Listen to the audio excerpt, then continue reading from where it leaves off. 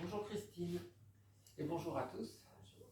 Alors aujourd'hui on va pratiquer avec Christine qui a eu la gentillesse de nous accueillir chez elle à Ballan. Une séance qui durera une trentaine de minutes, donc on se retrouve pour la 5e semaine. Je pensais que c'était une séance simple, on vient de la répéter tous les deux. En fait elle est quand même assez, comment tu dirais, péchue. Oui, c'est ça. Hein. Donc c'est une séance, il faisait assez beau par moment cette semaine, il y a eu de la pluie, mais enfin il faisait assez doux quand je l'ai dessiné. Bon, c'est vrai que le froid a l'air de revenir. Donc vous ferez en fonction, vous avez maintenant 4 séances à disposition visibles sur YouTube, donc vous pouvez aussi adapter en fonction de ce que vous ressentez et de l'énergie du jour. Vous saurez qu'en tous les cas vous en avez une un peu plus intense parce qu'on va être debout une partie de la séance. Et puis je viendrai des fois derrière la caméra pour expliquer des choses. On va travailler notamment en fin de séance la chandelle, où il y a quelques contre-indications qu'il ne faut pas faire la chandelle quand on a un problème pour les yeux, glaucome, tension oculaire, décollement rétinien. Évidemment, éviter les postures inversées comme la chandelle et la posture sur la tête en période de règles ou de grossesse où le corps met en route toutes les énergies pour évacuer, faire descendre, alors que la chandelle, évidemment, stimule d'autres énergies qui sont plutôt ascendantes. Donc dans ce cas-là, on met de côté juste cette posture dans la séance, on fait autre chose. On peut faire une posture inversée beaucoup plus douce. Il y a d'autres contre-indications, il y a bien sûr l'insuffisance cardiaque, qu'est-ce que je te disais d'autre? La sensation d'oppression. Sensation d'oppression. Voilà. Allez, c'est parti. Donc tu commences debout s'il te plaît.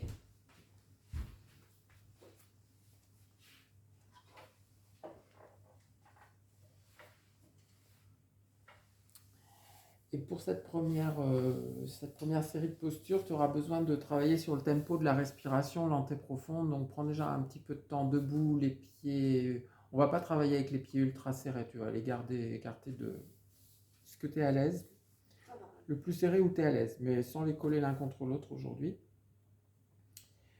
Et tu peux fermer tes yeux pour t'intérioriser un petit moment et déjà retrouver tes marques avec la respiration lente et profonde debout. Relâche bien tes bras de chaque côté.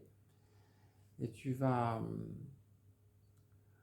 commencer déjà à ressentir la tenue pelvienne doucement pour ce début de séance.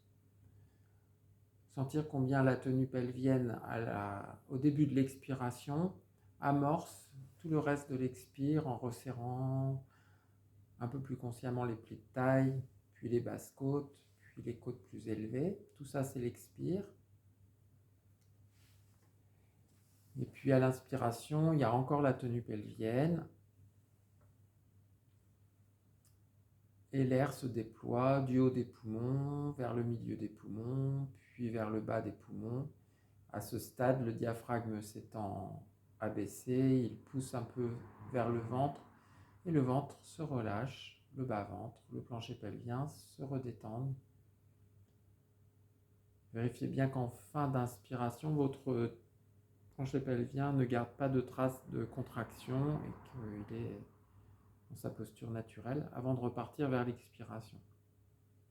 Une fois que ce tempo est mis en place,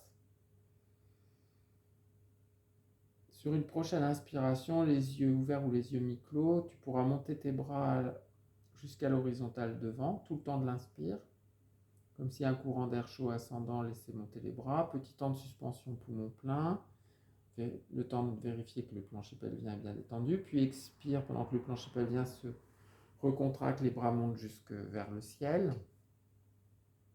en serrant bien la tête entre les bras.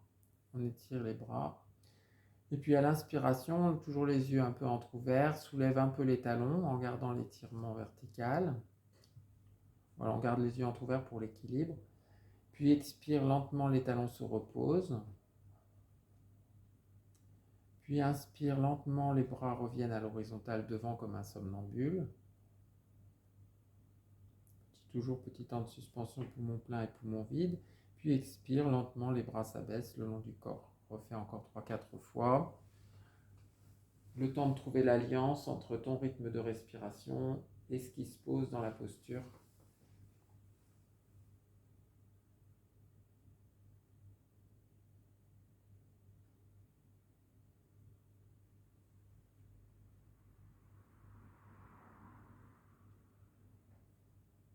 Alors, dans cette posture, classiquement, on a les pieds très serrés et c'est vrai qu'on se sert de l'appui entre les genoux, les malléoles internes, les gros orteils. Donc, dans le prochain enchaînement, tu pourras faire l'essai avec pieds serrés pour voir si tu te sens mieux Et faites pareil chez vous, d'essayer plusieurs variantes pour voir dans laquelle vous vous sentez le plus à l'aise. Il y a l'orthodoxie de la posture qui demande d'avoir les pieds serrés, mais après, en fonction des morphologies, ça peut être variable.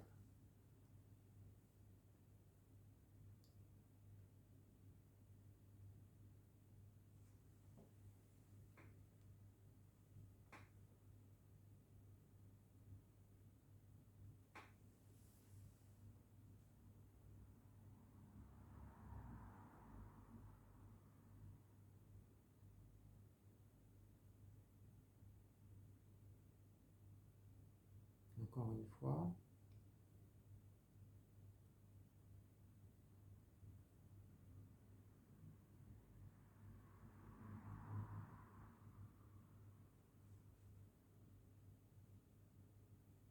Pense aussi à tes talons qui restent serrés. Donc l'équilibre, c'est toujours un jeu avec soi-même, c'est toujours assez difficile, ça dépend. Voilà, il y a des jours où l'équilibre se place très bien, et pour des raisons qu'on n'arrive pas toujours à comprendre, il y a des jours où c'est moins facile. Mais il n'y a rien à réussir, c'est juste s'amuser, expérimenter et créer des variantes. Ensuite, tu peux laisser les pieds s'écarter de nouveau un peu. Replace la respiration légère, naturelle, complètement silencieuse pour toi-même. Et les bras se relâchent, les épaules se relâchent.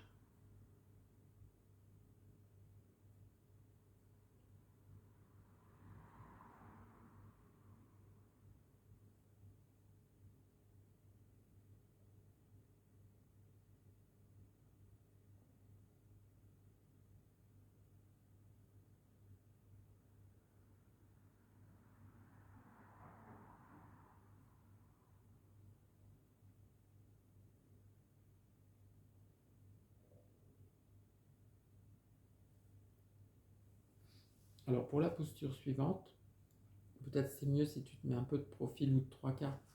On te voit bien. Bon, d'ici, on verra peut-être pas forcément les subtilités de la posture, mais je vais essayer de les expliquer.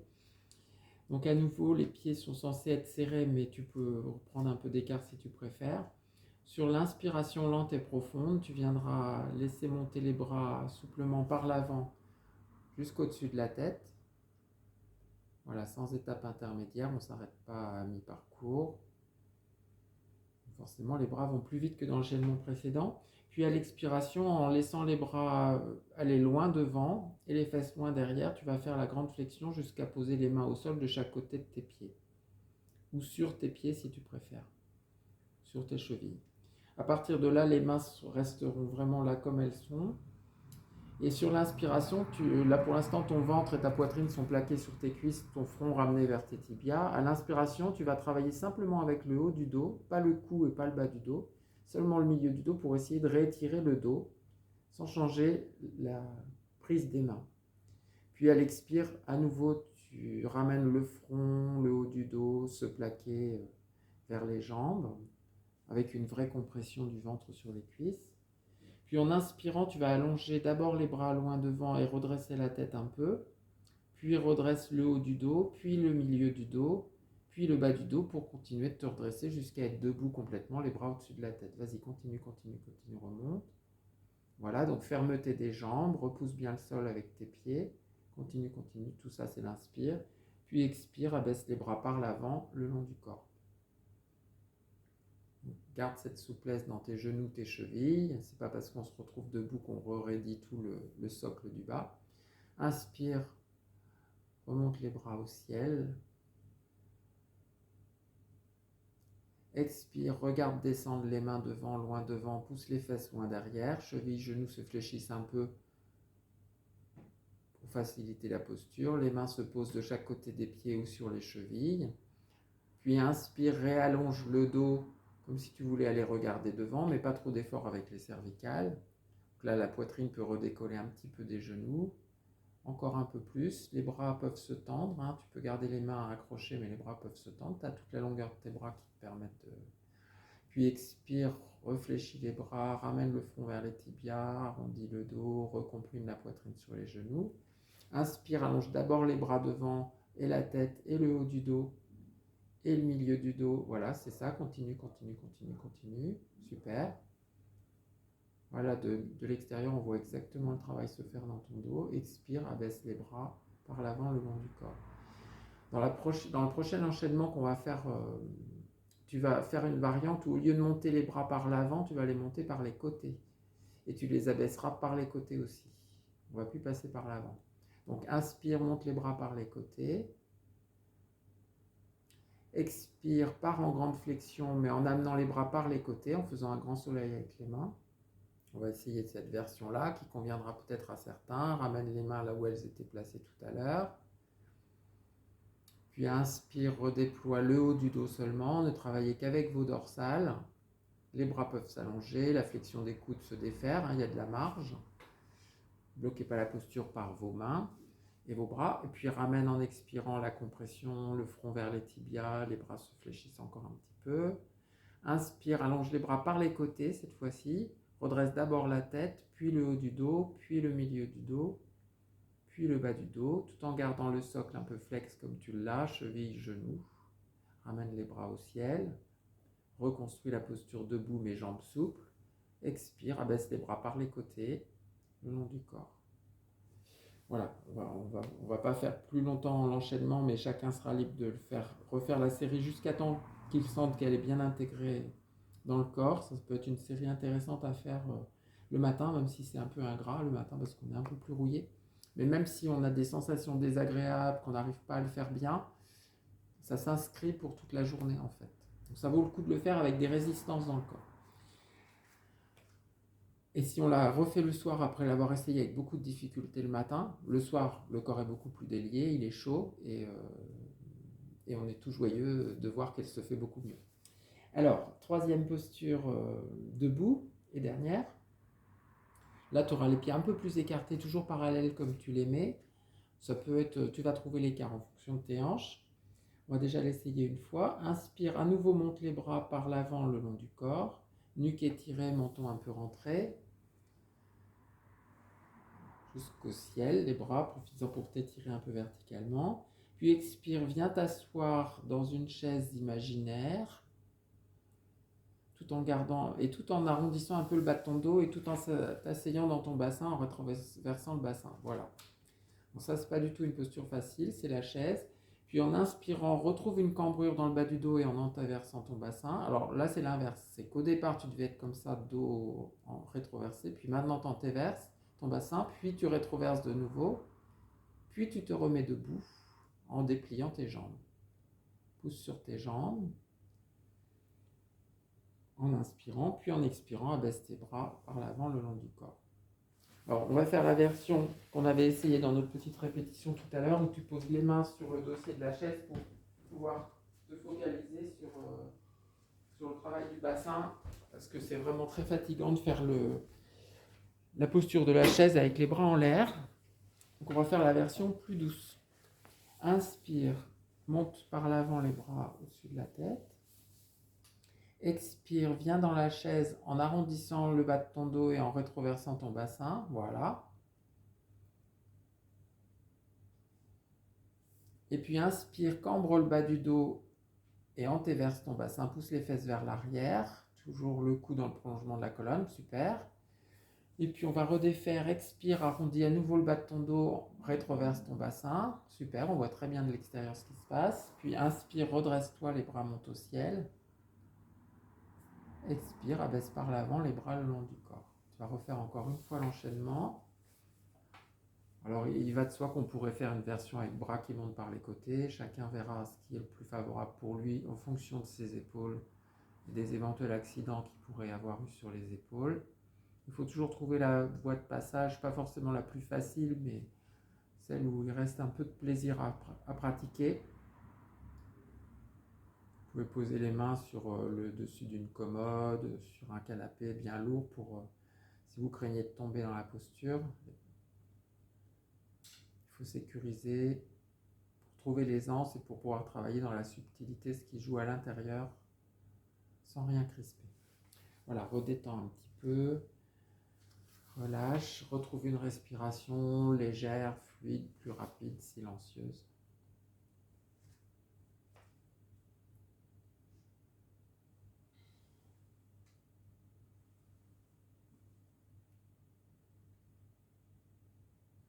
Ensuite, tu vas revenir dans la feuille repliée sur ton tapis.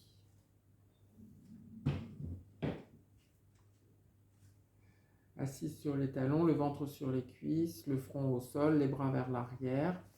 Donc si les fessiers sont trop loin des talons, on peut placer un support, un coussin, des couvertures pliées sous le front pour surélever la tête jusqu'à temps que les fessiers viennent jusqu'au talon. Et si vraiment c'est désagréable d'avoir les bras vers l'arrière, on peut aussi placer les mains sous le front. Dans cette posture, on peut sentir que le poids des bras n'étant plus suspendu aux épaules et porté par les épaules, mais plutôt porté par le sol, va permettre aux épaules de bien se relâcher. C'est vraiment la meilleure posture pour les épaules contractées, notamment quand on travaille beaucoup assis à un bureau, à l'ordinateur, avec les bras qui sont toujours un peu en suspension pour taper sur un clavier. On peut avoir beaucoup de tension dans les épaules. Donc il ne faut pas hésiter à faire cette posture 2-3 fois par jour pour défaire les nœuds dans les épaules. Dans une prochaine inspiration lente et profonde, tu pourras déployer tout ton corps en montant les bras vers le ciel, en te dressant sur les genoux et en imaginant que tu t'étires verticalement comme une flamme, sans amener le bassin vers l'avant, sans surcambrer. Puis à l'expire, tu repars dans la flexion complète, les bras vers l'arrière, le front au sol, d'un geste fluide et continu. Voilà, tu le fais plusieurs fois, comme si tu voulais bien huiler, articuler tous les segments entre eux. Ça peut être une posture de démarrage de journée, puisque à peu près toutes les articulations sont concernées et mobilisées en douceur.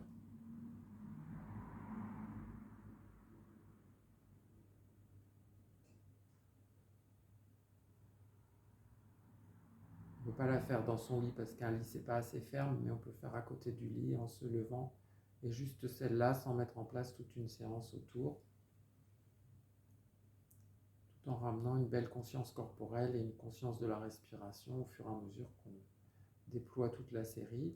Au début on met au point le mouvement, puis peu à peu on rentre dans la subtilité même du souffle et des sensations internes. Voilà Christine, ensuite on va mettre en place la prochaine posture où tu viendras à 4 pattes pour une version de la posture du sphinx. Donc comme toujours dans les postures 4 pattes, avance un petit peu plus tes mains. On essaye de répartir l'appui sur les mains, les genoux, les coups de pied. Donc on peut dire qu'il y a 6 appuis. Souvent on oublie les coups de pied. Évidemment pour ceux qui sont sujets aux crampes dans les pieds, souvent on allège beaucoup l'appui des coups de pied pour éviter les crampes. Mais dans ce cas-là, il vaudrait mieux mettre un petit rouleau sous les coups de pied, une petite couverture roulée pour pouvoir quand même garder les chevilles pas trop en extension et pouvoir appuyer quelque chose à ce niveau-là du corps. Donc chez les femmes, on voit là chez Christine notamment sur le bras gauche que l'hyperextension du coude, dans cette posture, dans la vie quotidienne, c'est assez rare qu'on mette du poids sur les coudes. Mais là, il y a un peu de poids, il y a tout le poids du haut du corps. Et l'hyperextension du coude risque de petit à petit de plus en plus accentuer et fragiliser le coude. Donc il faut toujours mettre un tout petit poil de flexion dans les coudes vers l'arrière, surtout chez la femme. Et particulièrement dans cette posture du sphinx, tu vas fléchir encore un peu plus les coudes vers l'arrière en cherchant une cambrure du haut du dos, entre les omoplates. Pas trop les coudes fléchis, hein. C'est juste de 3 cm. C'est jusqu'à temps de sentir dans le haut du dos. Et redresse un tout petit peu la tête pour regarder un peu plus devant, même si on essaye qu'il n'y ait pas un grand pli dans le cou, comme tu fais, c'est bien. C'est plus un étirement de la gorge en avançant un peu le menton. Et là, on place la respiration lente et profonde dans cette posture déjà quelques fois, tout en ressentant cette zone particulière entre omoplates, dans les dorsales. Et tu pousses bien fermement sur le sol avec tes mains, comme si tu voulais imprimer l'empreinte de tes mains dans le sable ou dans ton tapis souple.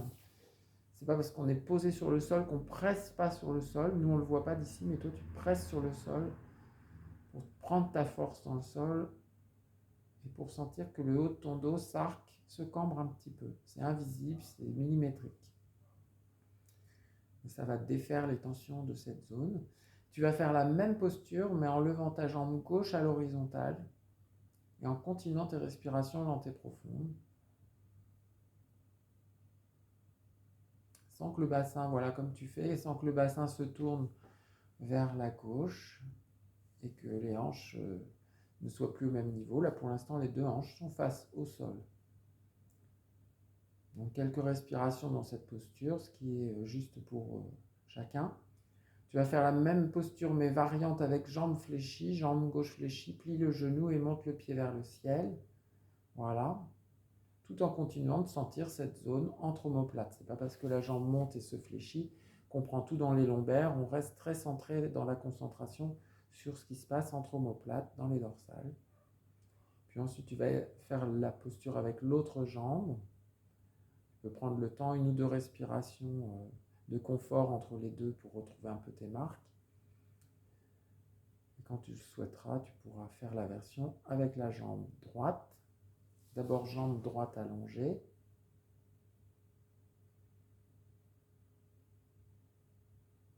Donc, quand la jambe monte, on essaye de ne pas défaire ce qui s'est placé dans le haut du dos. Il faut vérifier, sinon il vaut mieux la faire sans la jambe allongée.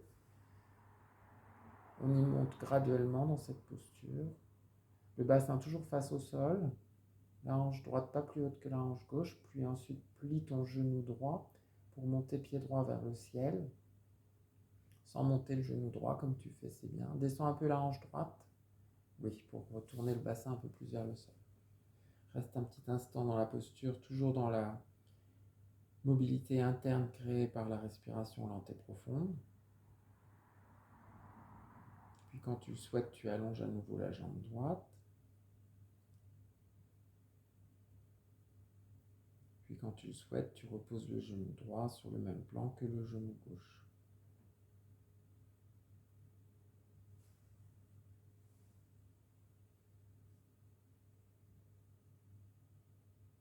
Retrouve un peu tes repères avec la posture simplement 4 pattes, 6 appuyés au sol, légère cambrure, un peu plus de cambrure dans le bas du dos.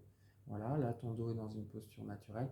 Puis ensuite, en gardant le bassin exactement où il est placé actuellement, laisse glisser tes bras vers l'avant, pose le front au sol en gardant les fesses en l'air. Tu vas étirer ton dos et tes épaules. Voilà, et pose le front au sol pour un bon confort. Alors le nez gêne toujours un peu dans cette posture. Certains seront assez à l'aise pour poser le menton au sol et regarder devant. D'autres peut-être pourront poser la poitrine au sol, mais ça demande énormément de souplesse dans les épaules, qui sont très très sollicitées dans cette posture. Donc par la respiration active, on va soigner la respiration pour que la poitrine descende peu à peu, se rapproche du sol. On sent que l'appui des coups de pied se lâche un peu. On essaye quand même de le conserver un peu si possible. Voilà, c'est bien. Respire. Et laisse les épaules se détendre sans créer de tension inutile. Et s'il y avait des résistances trop fortes dans les épaules, passer cette posture qui est quand même très intense pour les têtes d'épaule. Ensuite, tu peux faire une version, si tu es à l'aise, un peu plus avancée. Éventuellement replier les bras pour monter les avant-bras vers le ciel en joignant les 2 paumes de main au-dessus de la tête, comme en prière, tout en continuant de laisser descendre la poitrine vers le sol. Ne rien forcer. Écouter les réponses du corps à ces propositions.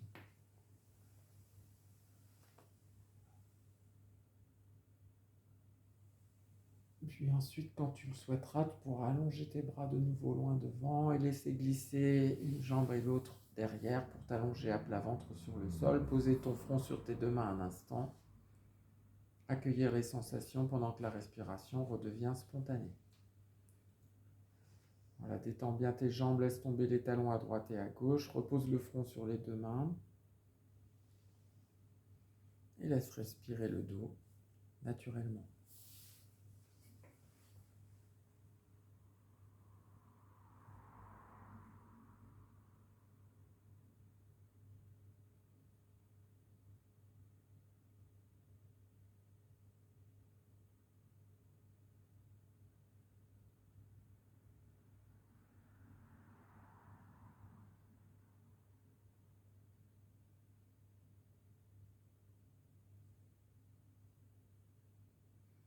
Ensuite, on va pratiquer la posture du cobra avec une version où les bras sont vers l'arrière. Donc le front au sol, emmène tes bras vers l'arrière, les paumes de main tournées vers le sol, de chaque côté du corps.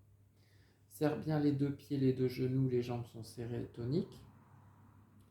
Et en plaquant les coups de pied au sol, sur ta prochaine inspiration, mobilise le haut de ton dos, les dorsales et le milieu du dos pour redresser le corps, sans trop fatiguer les vertèbres cervicales. Bien sûr, elles suivent le mouvement, elles ne résistent pas, mais ce n'est pas elles qui font tout. Vois ce que tu peux monter en déployant un peu la poitrine vers l'avant avec le souffle de l'inspire, puis à l'expire, repose le front au sol. Là, tu as le temps de détendre les épaules, de redétendre même les jambes en laissant tomber les talons à droite et à gauche éventuellement. Et quand tu as besoin de remonter après une respiration de confort, de nouveau tu serres les genoux, les pieds, tu remobilises le haut du corps et tu fais plusieurs fois le cobra en réveillant peu à peu le haut du dos qui a déjà été sollicité dans les postures précédentes et remis en conscience, alors que c'est souvent une zone assez endormie dans la vie quotidienne qu'on a tendance à oublier.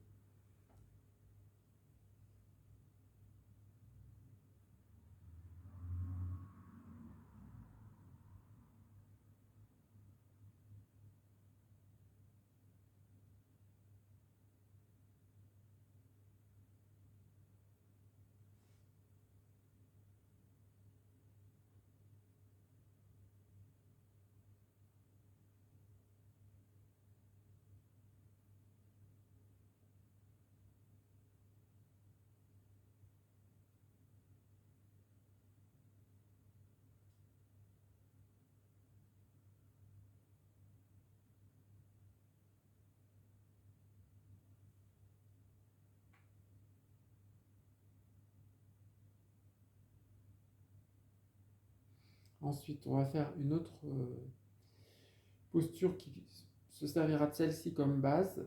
Sur ta prochaine inspiration, au lieu de redresser simplement le haut du corps, tu vas aussi monter les deux jambes tendues vers le ciel en prenant appui sur le bassin et les mains restent au sol. Donc, il ne s'agit plus du cobra mais plutôt d'une version de la sauterelle. Donc jambes tendues sans plier au niveau des genoux. Les pieds essayent de monter à la même hauteur que la tête. Quitte à descendre un petit peu le niveau de la tête pour que les jambes montent plus facilement. Les pieds peuvent s'écarter un peu, c'est moins orthodoxe, mais on s'autorise à laisser les pieds s'écarter même suffisamment. C'est plus facile de monter avec les pieds qui ne se touchent pas. Puis à l'expire, tu reposes, tu fais 2-3 fois.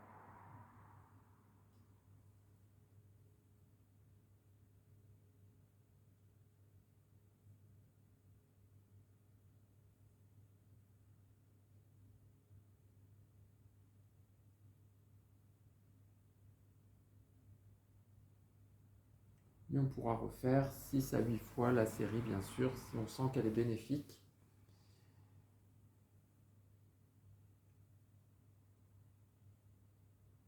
En plaçant des respirations de confort au sol autant que nécessaire.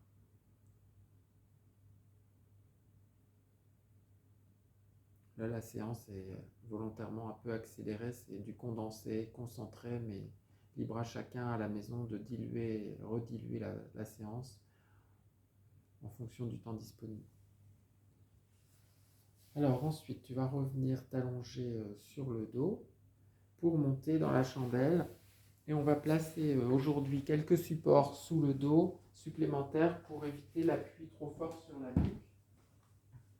Pour le faire comme le ferait Iyengar, qui est un maître indien qui est décédé il y a peu de temps, qui avait beaucoup fait de recherches autour des différents supports pour faciliter les postures. Donc là, avec Christine, on avait ce matin à notre disposition ces couvertures. Mais chez vous, n'hésitez pas à superposer encore plus de couvertures. On peut aller jusqu'à 8 cm d'appui.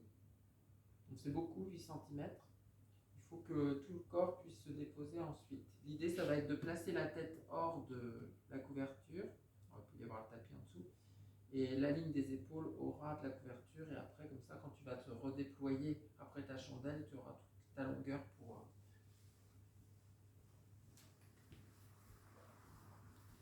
Alors, prends le temps de replier tes jambes sur ta poitrine. Voilà, c'est bien. Les épaules sont au ras de la couverture. La tête, elle n'a Comme ça, il y aura moins d'appui sur les cervicales, ce qui est souvent le problème dans ces postures inversées fortes pour les coups fragiles et les coups longs.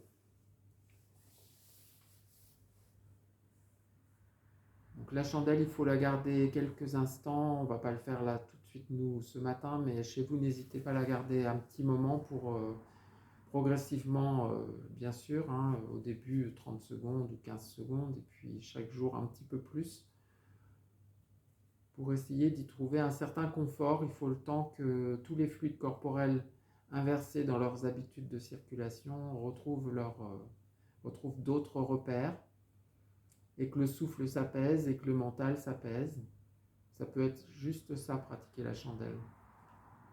On ne va pas forcément chercher une immense perfection de tout le corps, mais c'est une vraie posture inversée qui travaille bien sûr sur la circulation sanguine et modifie beaucoup de choses dans la circulation énergétique du corps et donc dans la façon dont l'esprit va habiter le corps sous le feu de cette recomposition.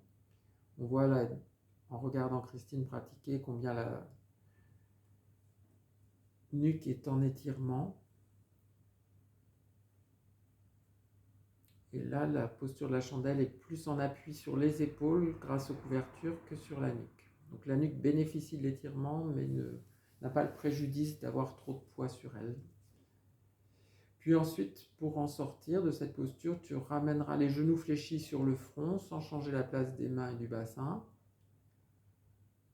Et puis ensuite, tu laisseras tes pieds descendre loin derrière la tête derrière. Donc sans forcément chercher à tendre absolument les jambes, mais tu vois jusqu'où les pieds peuvent descendre. Éventuellement, ils descendent au sol, mais pas forcément. Et puis après, délicatement, sans perdre équilibre, et c'est là que ça pose souvent question pour les pratiquants de yoga, est-ce que je vais y arriver ou pas? Tu vas chercher une cheville ou un pied avec une main puis l'autre. Et tu commences à dérouler le dos, vertèbre par vertèbre, comme si tu déposais un collier de perles au sol, perle après perle.